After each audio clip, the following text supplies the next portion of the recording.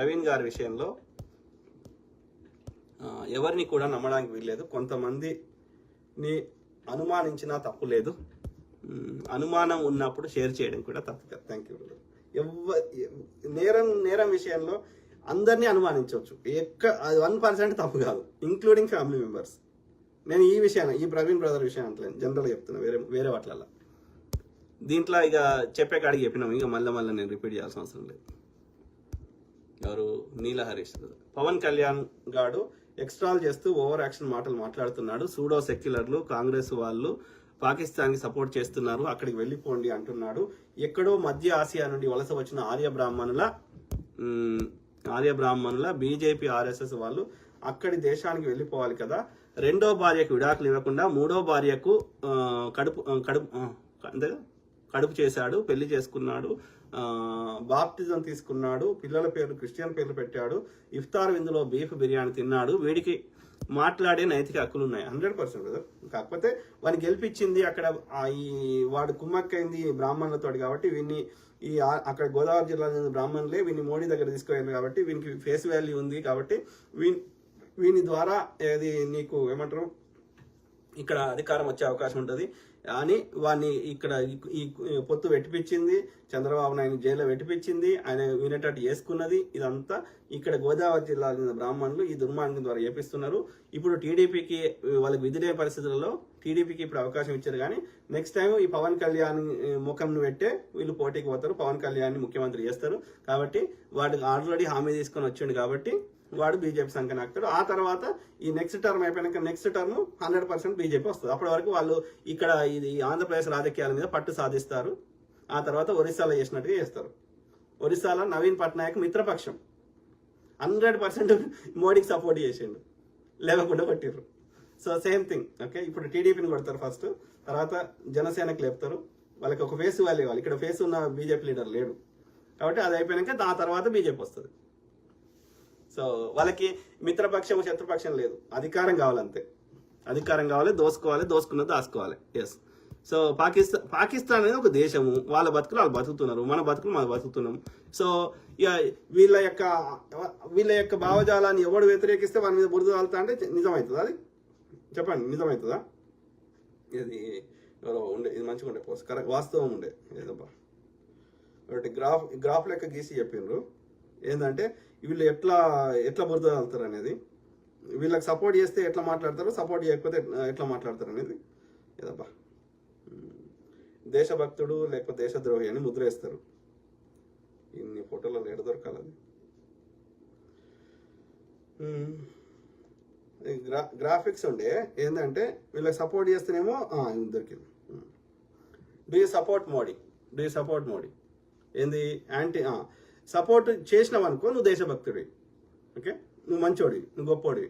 చేయలేదనుకో, చేయకపోతే అందులో ముస్లిం ఉన్నారనుకో వాడిని ఏమంటారు? పాకిస్తానీ లేదా జిహాదీ, దేశద్రోహి, యాంటీ నేషనల్. ఓకే, అదే అందులో క్రిస్టియన్ ఉన్నాడనుకో మిషనరీస్, కన్వర్టెడ్ లేదంటే గొర్రెబిడ్డ. ఓకే, అలా సిక్కులు ఉన్నారనుకో ఖలిస్తానీ, అలా హిందువులు ఉన్నారనుకో ఇది వీళ్ళ యొక్క ఈ బ్రాహ్మణుల భావజాలను వ్యతిరేకించే బీజేపీ ఆర్ఎస్ఎస్ చెత్త ఆర్య బ్రాహ్మణుల వివక్షను వ్యతిరేకిస్తే, వాళ్ళ దోపిడీని వ్యతిరేకిస్తే అలా హిందువులు ఉన్నారనుకో వాళ్ళని ఏమంటారు? కాంగ్రెస్ పార్టీ సపోర్ట్ చేసినాకో ఆ హిందువు వాని కాంగి అంటారు. అందులో కమ్యూనిస్ట్ పార్టీ లెఫ్ట్ భావజాలం ఉన్నారనుకో కమ్మి అంటారు.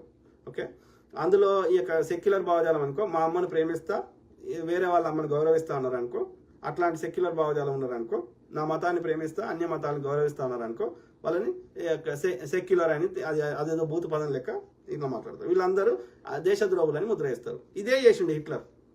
ప్రాపగాండా పుస్తకం రాసిండు యొక్క ఏది అది రాసి మరి ఈ దుర్మార్గుడు ఎందుకు పోయిండు పాకిస్తాన్కి? పిలవలేదు, ఎవరు ఇన్విటేషన్ కూడా లేదు, అధికారిక విజిట్ కూడా కాదు. పోయిండు, కలిసిండు, బిర్యానీ తిన్నాడు, షాయ్ తాగిండు, ఇవి అగ్గులు ఇచ్చుకొని వచ్చిండు నవాజ్ షరీఫ్ అప్పటి యొక్క పాకిస్తాన్ ప్రధానితోటి. ఓకే, స్వతంత్ర ఉద్యమంలో పాల్గొనలేదు. స్వతంత్ర ఉద్యమంలో పాల్గొంటే అందరి మీద ఇట్లా బొమ్మ గీసి రావణాసురుని లెక్క చిత్రీకరించారు. గాంధీ, సుభాష్ చంద్రబోస్, భగత్ సింగ్ అందరి మీద, వల్లభాయ్ పటేల్, ఎవడు ఈ శ్యామా ప్రసాద్ ముఖర్జీ అనేటోడు, ఈ సావర్కర్ అనేటోడు, లేదా గోడ్సే అనేటోడు, ఆరంగి అనే వాళ్ళ పత్రికల. అంటే వీళ్ళు ఇలా నీతులు చెప్తా అంటే ఎవరికి చెప్తున్నారు? ఎవడు దేశభక్తుడు? 52 సంవత్సరాలు మన జాతీయ పతాకాన్ని అంగీకరించలేదు ఆర్ఎస్ఎస్. వీళ్ళు నాగ్పూర్ దాని 2002 వరకు మన జాతీయ జెండా ఎగిరేయలేదు వీళ్ళు. వాళ్ళు వచ్చేసి నీతులు చెప్తా అంటే ఈయన ఎవరు మాట్లాడుతుంది? పరకాల ప్రభాకర్ గారు, ఎవరు కేంద్ర ఆర్థిక శాఖ మంత్రి అయినటువంటి నిర్మలా సీతారామన్ వాళ్ళ husband. Okay, highly educated. Okay, ఇది లండన్లో ఫైనాన్షియల్ ఆర్థిక దాన్ని ఇది చేసి చదువుకున్నాడు. సో స్వాతంత్రోద్యమంలో సంబంధం లేని వారు ఇప్పుడు దేశభక్తులుగా ప్రచారం పొందుతున్నారు, ఇంతకంటే దౌర్భాగ్యం ఏముంటుంది అని ఆయన చెప్తున్నాడు. ఓకే, ఇంకా ఇన్ని ఆధారాలు చూపెట్టినా కూడా ఇంకా నేను గొప్పవాడిని అంటే ఇప్పుడు చూడు ఎవరెవరికి ఏమేమి దక్కాయి. ఓకే, అంబానీకి ఆయిల్స్, టెలికాము, విద్యుత్తు, ఇన్సూరెన్స్, వ్యవసాయం, మీడియా. అదానికి బొగ్గు గనులు, ఎయిర్పోర్టులు, రైల్వేలు, వ్యవసాయ భూములు, ప్రభుత్వ రంగ సంస్థలు. సామాన్యుడికి మామూలు మనలాంటి నిరుద్యోగము, అధిక పన్నులు, ద్రవ్యోల్బణము, అవినీతి, ఒత్తిడి, ఉపన్యాసాలు. ఓకే, ఇది వాస్తవాలే కదా. అంటే ఎంత దుర్మార్గులో అర్థం చేసుకోండి. ఇంకా చాలా ఉన్నాయి కానీ మన వీడియోలు ఎంత అవుతుంది కంప్లీట్ చేద్దాం. ఓ హిందువా మేలుకో అన్నారు. మేలుకో అని చూస్తే 49 రూపాయలకు వచ్చే రీఛార్జ్ ఇప్పుడు 249 అయింది. ఇది ఎప్పుడో ఇప్పుడు ఎక్కువ పెరిగి ఉంటుంది. 60 రూపాయల పెట్రోల్ ఇప్పుడు 110 రూపాయలు అయింది. 200 రూపాయలకు టీవీ రీఛార్జ్ అయ్యేది ఇప్పుడు 450 అయింది. 420 రూపాయలకు వచ్చే గ్యాస్ సిలిండర్ 950 అయింది. 55 లక్షల కోట్ల అప్పు 155 లక్షల అప్పుడు. ఓకే, 4 ఏళ్ల కింద ముచ్చట. ఇప్పుడు 200 లక్షల కోట్ల అప్పు అయింది. ఓకే, సో ఇది పరిస్థితి. ఇక ఇది ప్రభుత్వ రంగ సంస్థల నష్టాలు ఉన్నాయని వాటిని అమ్ముతాడంట. అదే ప్రైవేట్ సంస్థల నష్టాలు ఉన్నాయని వాళ్ళ రుణాలు మాఫీ చేస్తారంట. మీరు అర్థం చేసుకోండి మిత్రులారా. ఇది తడి చెత్త, అది పొడి చెత్త. నువ్వు నన్ను తిట్టు, నేను నిన్ను తిడతా. ఇది అంటే వాళ్ళ దోపిడి నుంచి ప్రజల దృష్టి మరుస్తా, సెంటిమెంట్లు లేపుతా. ఇక అయినా సెంటిమెంట్కు లేకపోతే 4 హిందువులను చంపుతా, ముస్లింలు చంపినని ప్రచారం చేస్తా. మరి ఇదే దుర్మార్గుడు ఏమంటాడు? యోధుడు బీజేపీని పెంచి పోషించి పాకిస్తాన్ ప్రధాని మాజీ ప్రధాని జిన్నా మనవాడు. ఫండ్స్ వచ్చినాయి వాళ్ళకి. ఓకే, ఇంకేదో స్పీచ్ లో చెప్తున్నాడు. खुदा का नूर ये शब्द आता है कुरान में सबसे ज्यादा बार अल्लाह का नाम है और अगर कोई हिंदू इस्लाम के खिलाफ है तो वो हिंदू नहीं है.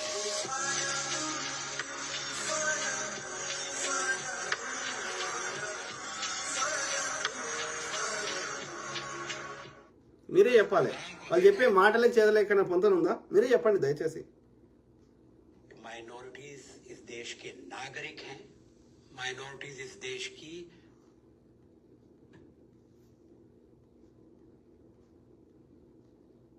देश में बराबर के हकदार हैं. उनके हक बराबर हैं, उनकी जिम्मेदारियां बराबर हैं. मजहब के आधार पर इस देश में न पहले कभी भेदभाव हुआ था, न आगे कभी भेदभाव होगा. पूरी पार्टी इस बात को कह चुकी है कि हिंदुस्तान एक सेक्युलर स्टेट था, है और रहेगा. इसमें माइनॉरिटीज के मन में किसी तरह का डर नहीं होना चाहिए. माइनॉरिटीज సో ఈయన పెట్టిండు బీజేపీ పార్టీని.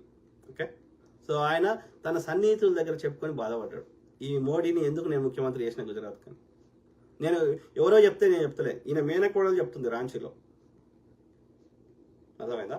ఆ వాళ్ళ హిందుత్వ ఐడియాలజీ ఉండే కానీ, ఈ బ్రాహ్మణ ఐడియాలజీ ఉండే కానీ, బట్ ఇంత దేశం మీద ఎంతో కొంత ప్రేమ ఉండే వాళ్ళకి.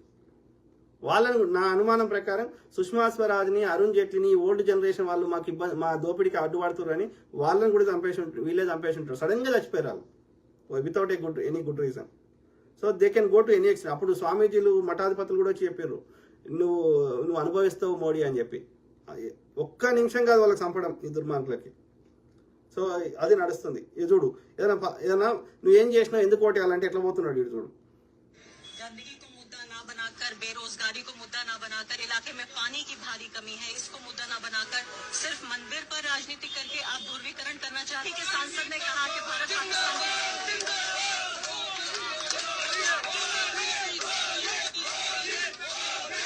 సో ఆమె అడిగితే డే టు డే సమస్యలు ఇవి ఏమి మాట్లాడకుండా నీకు ఎందుకు ఓటేయాలని అడిగితే జై శ్రీరామ్, జై మోడీ అనుకుంటూ పోతున్నారు. అంటే వాళ్ళు నమ్ముకున్నది ఏంది? ఈ యొక్క పోల్ మేనేజ్మెంట్, అట్లనే ఈ సెంటిమెంట్ లేకపోతే ఏం చేయాలి? హిందువులను చంపాలి, ముస్లింలను చంపాలని ప్రచారం చేయాలి. ఇది పరిస్థితి. Very unfortunate. ఓకే, ఇప్పటికైనా మేల్కోవాలని మేము ప్రాధాన్యపడుతున్నాం. ఈడోడో ఇటు చూడు, సంజయ్ సరోజ్ అనే వ్యక్తి 2018లో బీజేపీ వాళ్ళే లష్కరే తోయిబా ఉగ్రవాద సంస్థకు చందా ఇచ్చిందని చెప్పి అరెస్ట్ చేసిరట వాడిని. వాడు బీజేపీలో జాయిన్ అయితే వానికి ఎంపీ టికెట్ ఇచ్చిరట. అంటే వీళ్ళకి అధికారం కోసం ఎంత నీచానికైనా దిగజారుతారు అనేది మనం గ్రహించమని. సంపద అధికారం వాళ్ళ చేయిలు ఉండాలి.